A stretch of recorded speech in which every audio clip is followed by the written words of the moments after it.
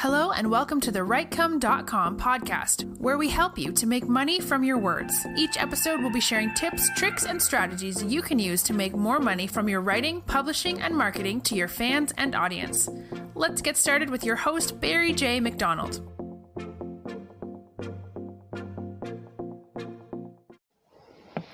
Hi, this is Barry here, and you are very, very welcome to today's podcast episode from WriteCome.com.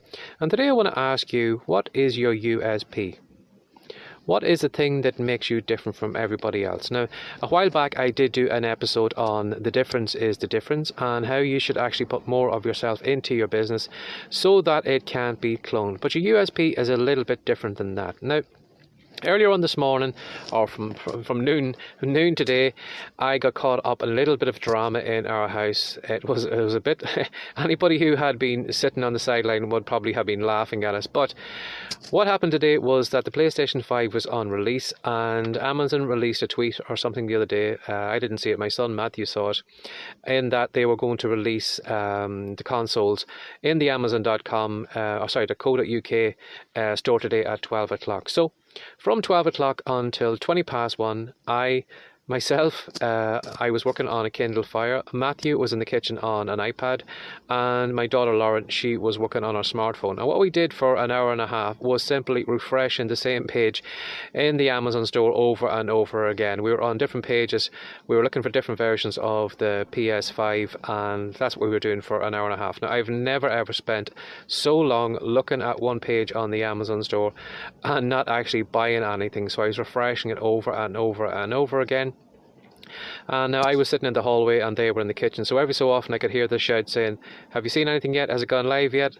But no, everything kept saying all the time, saying that the product wasn't available and to try back later on. But again, as I said, we were refreshing the screen over and over again to try and get in before the crowd and try and get our hands on it. Now, unfortunately, what happened later on was they did actually have some available, and when I got the green light, I tried my best to actually buy one of the consoles, but I got as far as getting it in the basket, and then when I tried to click on the proceed button to actually make a payment for it, the Amazon site took it back out of my basket and I didn't get it. Now, that happened, I think it was 2 or 3 times, but it was just a frantic kind of craziness, the three of us trying to tapping buttons as hard as we could and screaming when the carter took it back out, and then somebody else had a copy of it, and then it was taken off them, and everybody was trying to push the buy button as quick as they could.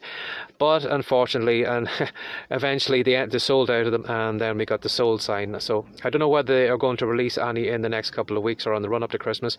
Maybe they might release some maybe around Black Friday or whatever. I don't know. But today, unfortunately, we didn't get our hands on PlayStation 5. Now, of all the kind of gaming consoles out there, probably the PlayStation and the Xbox are probably the 2 biggest ones.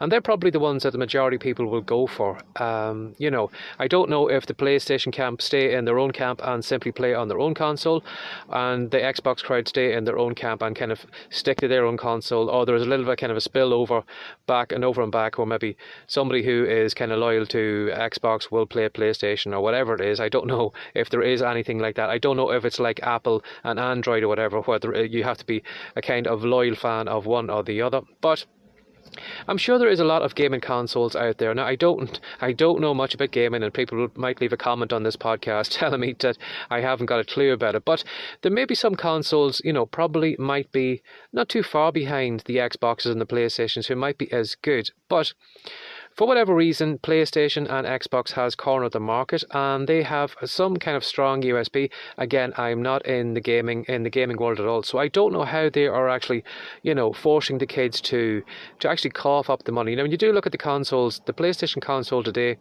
it was going on sale for, well, the version I was trying to get my hands on, it was going on sale for £449, which is a little kind of a good chunk of change for somebody to pay out before Christmas time for a gaming console. Again, I don't know what the Xbox is. I'm sure it's probably around the same price. They probably are competing with each other price-wise.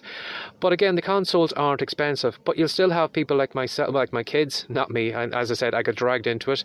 You will find people like my kids and other kind of, people all over the world scrambling as hard as they can to try and get a console on a day like that, even though it is like £449. They have no problems doing that because those companies have a strong USP. And when it comes to gaming, nobody ever considers any other console to play with other than PlayStation or Xbox.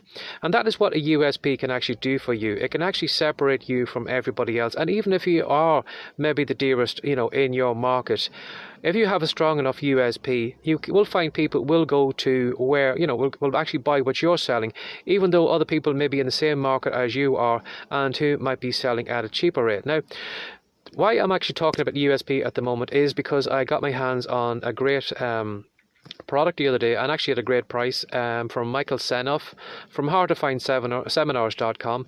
And this product he had released the other day, it was actually, I don't know whether it was some kind of sale he was doing, but I ended up getting a $500 product for only $20, and it's called USP Magic. Now in this course, the expert he's working with actually goes through USP, how it is important, and how you can actually differentiate yourself or separate yourself from the crowd, even on price, in that people will maybe land on your site and they will never ever kind of consider maybe the price tag on it, because when it comes to whatever product you are selling, there is nobody else in the market that they are interested in. They are simply going to buy off you no matter what price you are selling at.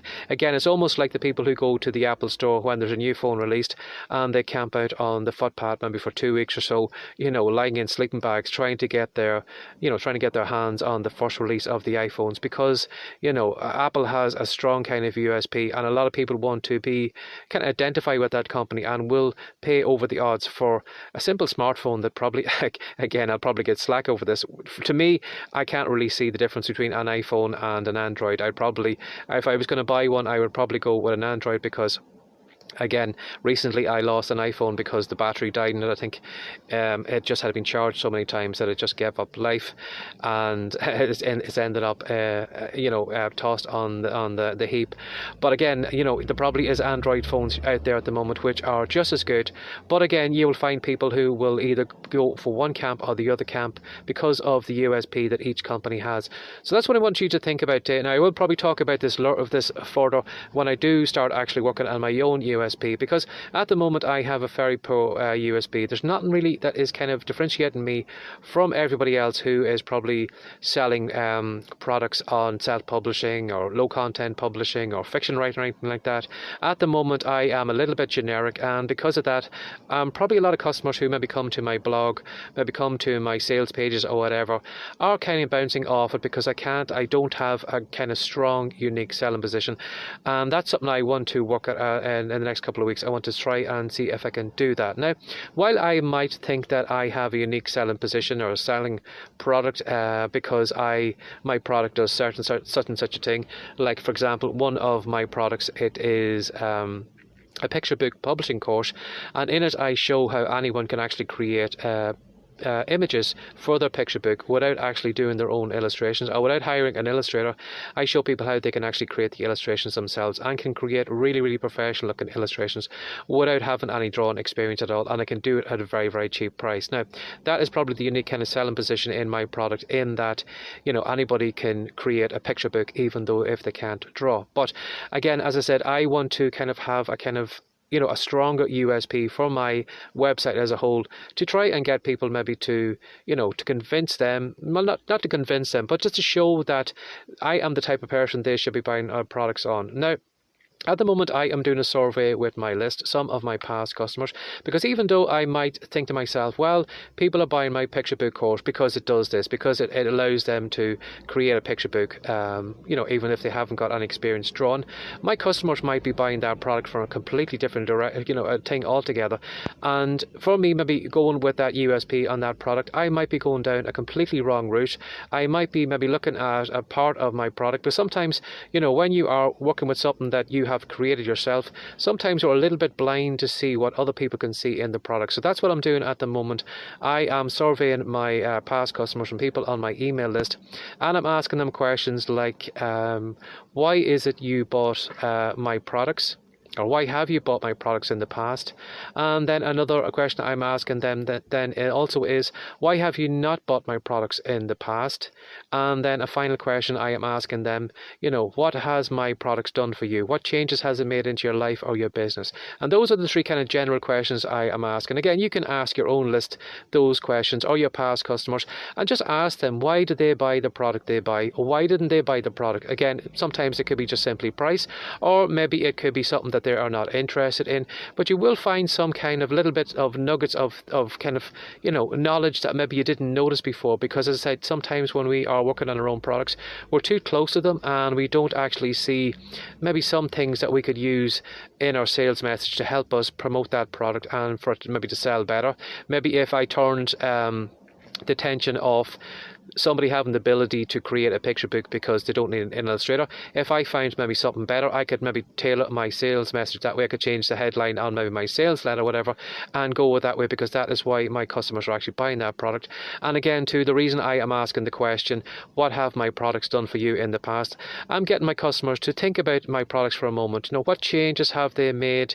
Has it made a difference to their life? Has it put money in their pocket? Has it allowed them to become a podcaster maybe when they didn't think they could be one? Or has it maybe somebody who maybe thought they couldn't get into fiction writing, has it helped them break through the limitations they had on themselves, and now all of a sudden now they are a fiction writer who is maybe selling $300 worth of books a month or whatever.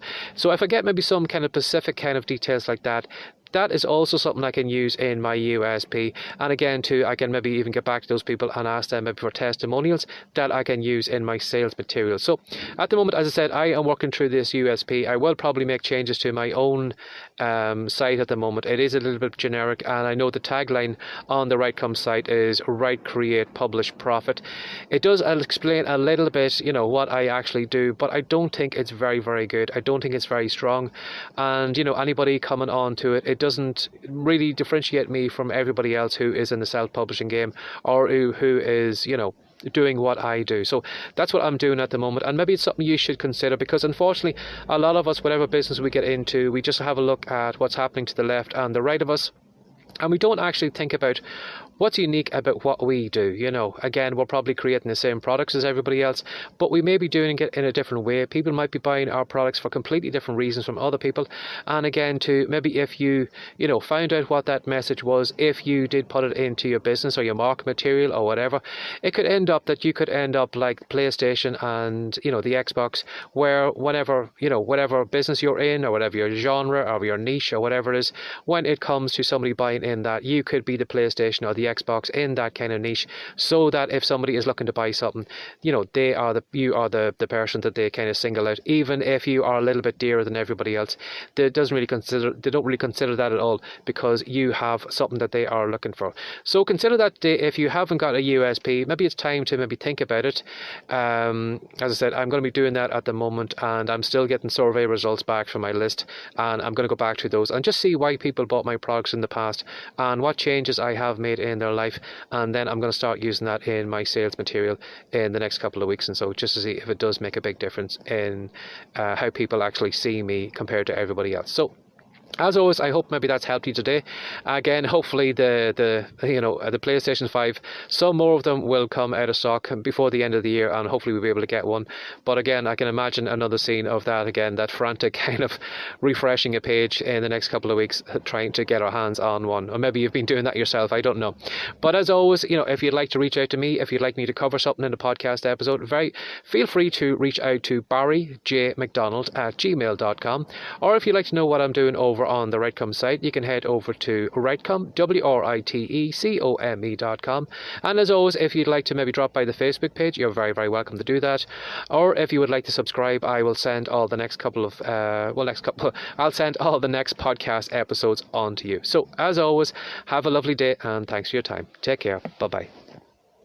Thanks for joining us today. If you'd like more from the Writecome.com podcast, be sure to subscribe now for more tips, tricks, and ideas you can use to make more money from your words. See you in the next episode.